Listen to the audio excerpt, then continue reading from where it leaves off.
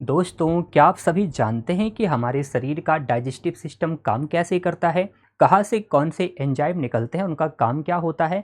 यदि इन्हीं सारी प्रश्नों का जवाब आपको चाहिए और आप चाहते हैं कि डाइजेस्टिव सिस्टम से बनने वाले प्रश्न आपकी पकड़ से, आपकी पहुँच से बाहर ना जाएँ, तो आज की सेशन के अंत तक बना रहना आपके लिए बहुत ज़रूरी होगा। दोस्तों, बात करते हैं डाइजेस्टिव सिस्टम की। ये पूरा इमेज आप लोग देख पा रहे होंगे। ध्यान से समझिएगा, सबसे पहले खाना हमारी माउथ कैविटी में आता है। यहाँ पर दांतों से हम भोजन को काटते, पीसते और चबाते हैं, फिर इसको निगलते हैं। तो ग्रास नली के सहारे हमारा खाना कहाँ पहुँच जाता है? आमाशय में, यानी कि स्टमक में। 3 से 4 घंटे यहाँ पर रहने के बाद खाना साथियों हमारी स्मॉल इंटेस्टाइन यानी कि छोटी आंत में पहुँचता है। पाचन का संपूर्ण हिस्सा यानी कि कंप्लीट डाइजेशन आपका स्मॉल इंटेस्टाइन तक हो जाता है।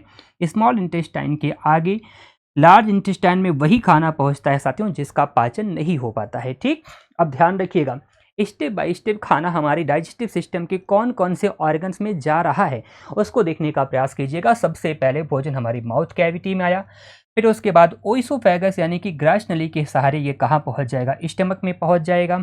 स्टमक के बाद ये पहुँचेगा कहाँ? स्मॉल इंटेस्टाइन में, और अनडाइजेस्टेड फूड हमारा इकट्ठा होगा लार्ज इंटेस्टाइन में, और फिर ये मल के रूप में शरीर से बाहर हो जाएगा। दोस्तों, आइए बात करते हैं माउथ कैविटी यानी कि डिटेल में समझते हैं कि हमारी एलिमेंट्री कैनाल के कौन कौन से हिस्से में कौन कौन सी गतिविधियां हो रही हैं। माउथ कैविटी में साथियों ये हमारी 3 जोड़ी लार ग्रंथि पाई जाती है, जिसको हम सबलिंगुअल, सबमैंडिबुलर और पैरोटिड के नाम से जानते हैं। दोस्तों, इसमें सबलिंगुअल सबसे छोटी सलाइवरी ग्लैंड होती है, जबकि पैरोटिड हमारी सबसे बड़ी सलाइवरी ग्लैंड मानी जाती है। दोस्तों, ध्यान रखिएगा, ये जो हमारी सबलिंगुअल और सबमैंडिबुलर है, ये दोनों लार ग्रंथियां हमारे निचले जबड़े में पाई जाती हैं, जबकि पैरोटिड ये जो सबसे बड़ी लार ग्रंथि होती है दोस्तों, ये हमारे ऊपरी जबड़े में पाई जाती है। और भी जानिए, सबलिंगुअल और सबमैंडिबुलर ये सलाइवा का लगभग 70% भाग बनाती हैं, जबकि लगभग में 30% सलाइवा आपकी सिक्रीट कहाँ से करी जाती है? आप कहेंगे सर सबसे बड़ी यानी कि पैरोटिड ग्लैंड से। दोस्तों, जो सलाइवा हमारी होती है वो हल्की सी अम्लीय होती है, और ध्यान रखिएगा प्रतिदिन की अगर दोस्तों बात करते हैं तो हमारी माउथ कैविटी 0.75 से लेके 1.5 लीटर तक सलाइवा निकालती है। ठीक, लगभग सलाइवा में साथियों 99% तो आपका वाटर होता है, बाकी लगभग 1% मात्रा में हमारी सलाइवा में कुछ महत्वपूर्ण एंजाइम पाए जाते हैं, जैसे कि देखिएगा यहाँ पर आपके सामने छपा हुआ है टाइलिन। दोस्तों, टाइलिन का काम क्या होता है? ये दरअसल स्टार्च जो कि पॉलीसैकेराइड कार्बोहाइड्रेट होता है उसको ग्लूकोज में बदलने का काम करती है। अगले एंजाइम का नाम है दोस्तों लाइसोजाइम। ये नेचुरल सैनिटाइजर की तरह काम करता है। ध्यान दीजिएगा, ये भोजन के साथ आए हुए हानिकारक कीटाणुओं को नष्ट करने का काम करता है। आगे बढ़ते हुए आप जानते हो खाना कहाँ आ जाएगा? ग्रास नली के सहारे भोजन फिसलता हुआ पहुंच जाएगा आमाशय में। दोस्तों, आमाशय की दीवारों पर होती हैं गैस्ट्रिक ग्लैंड्स, जिनसे क्या निकलता है? जठर रस निकलता है। जठर रस कैसा होता है सर? ये हल्का सा पीला होता है। इसमें क्या होता है सर? इसमें आपके पाए जाते हैं कुछ एंजाइम, जैसे कि पेप्सिन और रेनिन। दोस्तों, पेप्सिन क्या काम करता है? ये प्रोटीन का पाचन करता है। पूछा भी जाएगा आपसे, क्या पूछा जाएगा कि प्रोटीन पाचन आमाशय में कौन से एंजाइम के माध्यम से होता है? तो आपका जवाब क्या आएगा? पेप्सिन। जबकि रेनिन ये बच्चों में ज़्यादा एक्टिव होता है और दूध में पाई जाने वाली स्पेशल प्रोटीन कैसीन का पाचन करता है। और साथ साथ याद रखिएगा, जठर ग्रंथियों के माध्यम से जो जठर रस यानी कि गैस्ट्रिक जो साथियों सिक्रीट हो रहा है ना, वहीं से हमारे HCl का भी श्रावण होता है। ध्यान रखिएगा, नहीं कि जठर रस में आपका कौन सा अम्ल पाया जाता है? हाइड्रोक्लोरिक अम्ल पाया जाता है। दरअसल यही HCl साथियों आमाशय में कुछ ऐसा मीडियम बनाता है, कुछ ऐसा माध्यम बनाता है, यानी कि ऐसा माहौल बनाता है जिसके माध्यम से अम्लीय रूप से भोजन हमारे आमाशय में पच जाता है। आगे देखते हैं, बात करते हैं दोस्तों गॉल ब्लैडर की। पित्त की थैली, ये क्या होता है सर? Gall bladder. दोस्तों, जो हमारा लीवर है, जो हमारे शरीर की सबसे बड़ी ग्रंथि होती है, उसके दाएं पिंड के नीचे आप लोग यहाँ पर देखेंगे थैलीनुमा संरचना में हमारी पाई जाती है पित्त की थैली। सर काम क्या करती है?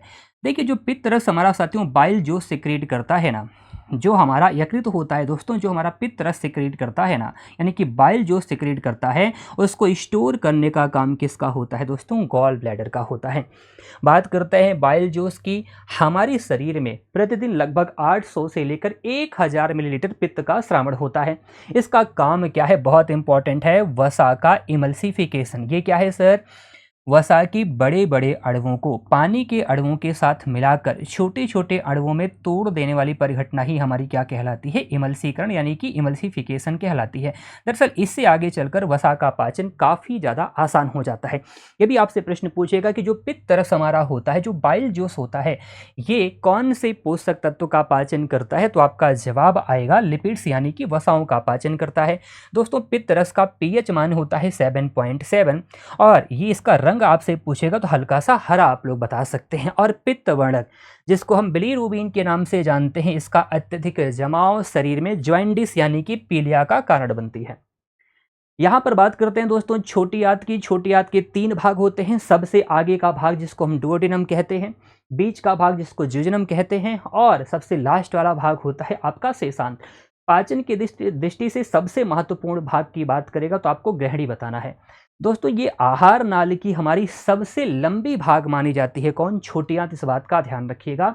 और कार्य इसका क्या है दोस्तों? छोटी आंत का काम होता है भोजन का अंतिम रूप से पाचन और अवशोषण। एब्जॉर्प्शन की जो प्रक्रिया होती है वो मुख्यतः कहाँ पर होती है?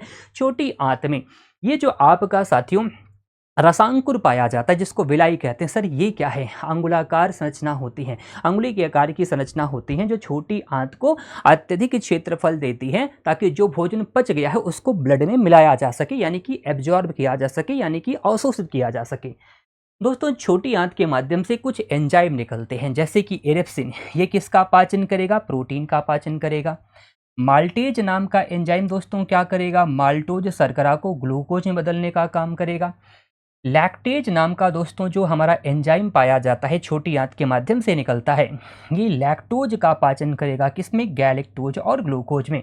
जबकि सुक्रेज नाम का एंजाइम सुक्रोज का डाइजेशन ग्लूकोज और फ्रक्टोज में करेगा। अब ध्यान से देखिएगा दोस्तों, ये जो हमारा माल्टोज है, यहाँ पर देखिए लैक्टोज लिखा गया है, यहाँ पर देखिए सुक्रोज लिखा गया है। दरअसल ये सभी हमारे डाइसैकराइड कार्बोहाइड्रेट होते हैं और इनको जैसे कि ग्लूकोज, गैलेक्टोज और फ्रक्टोज आप लोग देख पा रहे हैं, इन सभी को बदलने का काम कहाँ पर होता है दोस्तों? छोटी आंत में, और इंटेस्टाइनल जूस के माध्यम से होता है। यानी कि डाइसैकराइड कार्बोहाइड्रेट को बदल दिया गया सरलतम कार्बोहाइड्रेट यानी कि मोनोसैकराइड में।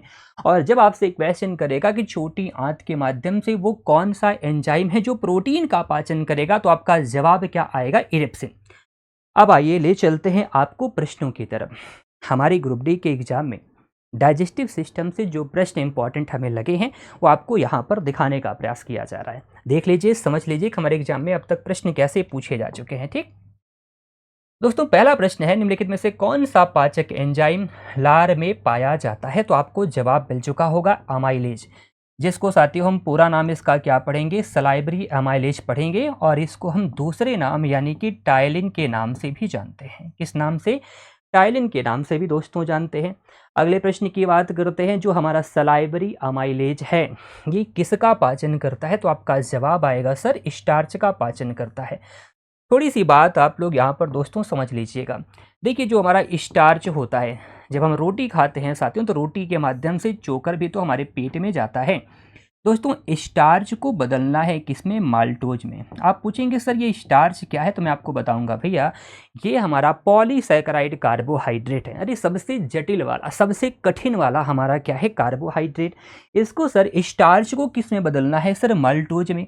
ये हमारा डाइसैकराइड कार्बोहाइड्रेट है। कौन ऐसा काम करेगा? सर टायलिन नाम का एंजाइम करेगा। कौन? टायलिन नाम का एंजाइम करेगा। अगले प्रश्न की बात करते हैं। मनुष्य के आमाशय में कौन सा अम्ल बनता है? तो जवाब इसका हो जाएगा ऑप्शन नंबर डी यानी कि हाइड्रोक्लोरिक एसिड, HCl। अगले प्रश्न की दोस्तों बात करते हैं। बड़ी वसा गोलिकाओं के आकार को संकुचित करता है जिससे आगे चलकर एंजाइम हमारा अधिक ढंग से प्रभावी होकर वसाओं का पाचन करता है। तो ये प्रक्रिया बोली जा रही है इमल्सिफिकेशन की।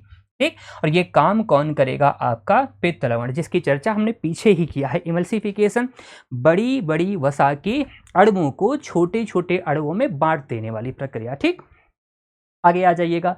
अगला प्रश्न है दोस्तों, पाचन की प्रक्रिया में अपनी क्रिया के लिए किस एंजाइम को हाइड्रोक्लोरिक एसिड की उपस्थिति की आवश्यकता होती है? बहुत ही शानदार सा प्रश्न है दोस्तों। हमारे स्टमक में 3 प्रकार की सेल पाई जाती है, जिसमें एक अपनी होती है पेप्टिक सेल। पेप्टिक सेल से साथियों एक हमारा एंजाइम निकलता है, जिसको हम पेप्सिनोजन के नाम से जानते हैं। पेप्सिनोजन के नाम से जानते हैं दोस्तों। ये एंजाइम साथियों अक्रिय अवस्था में रहता है, यानी कि इनएक्टिव स्टेज में रहता है। अब इसे एक्टिव करना है ताकि आगे चलकर ये क्या कर सके? प्रोटीन का पाचन कर सके। तो इस पेप्सिनोजन को दोस्तों पेप्सिन में बदलना होगा, ताकि पेप्सिन हमारा प्रोटीन पचाए। कहाँ पर? आमाशय में। दरअसल पेप्सिनोजन को पेप्सिन में बदलने की रिस्पॉन्सिबिलिटी किसकी होती है? HCl की ही होती है। तो यहाँ पर आपका सही जवाब क्या हो जाएगा? ऑप्शन नंबर सी, पेप्सिन इस प्रश्न का बिल्कुल सही जवाब होगा। और आज की सेशन का अंतिम प्रश्न, जिसका जवाब आप सभी साथियों को कमेंट बॉक्स में देना है। उम्मीद करता हूँ कि इसका जवाब हमें मिलेगा जरूर, और आपके ऑफलाइन कमेंट का हमें बेसब्री से इंतजार रहेगा। प्रश्न आपसे पूछा जा रहा है कि अग्नाशयिक रस में, यानी कि पैंक्रियाटिक जूस में, कौन सा एंजाइम ऐसा है जो प्रोटीन को अमीनो अम्लों में बदलने का काम करता है? दोस्तों मैं थोड़ी सी हेल्प आपकी कर देता हूँ। पैंक्रियाटिक जूस के माध्यम से आपके 3 एंजाइम निकलते हैं। एक तो आपका ट्रिप्सिन है, दूसरा दोस्तों यहाँ पर अमाइलेज है। देखिए ये आपका सलाइवरी अमाइलेज नहीं है, ये पैंक्रियाटिक अमाइलेज है। और एक आपका है लाइपेज। ठीक है ना, इन्हीं 3 एंजाइम में आपका आंसर छुपा हुआ है दोस्तों, जो पैंक्रियाटिक जूस हमारा होता है। उम्मीद करता हूं कि डाइजेस्टिव सिस्टम, ये पूरा तंत्र आपको समझ में आ चुका होगा। यदि सेशन आप लोगों को अच्छा लगा हो तो आप इसे लाइक शेयर जरूर कर सकते हैं, और एक प्यारा सा ऑफलाइन कमेंट करके हमें बता दीजिएगा क्या आप लोगों को ये पूरा सिस्टम, ये पूरी क्लास अच्छे तरीके से समझ में आई या नहीं। और किसी टॉपिक पर अगर आप लेक्चर चाहते हैं तो आप सेशन के अंत में ऑफलाइन कमेंट जरूर कर सकते हैं। ठीक है ना, धन्यवाद।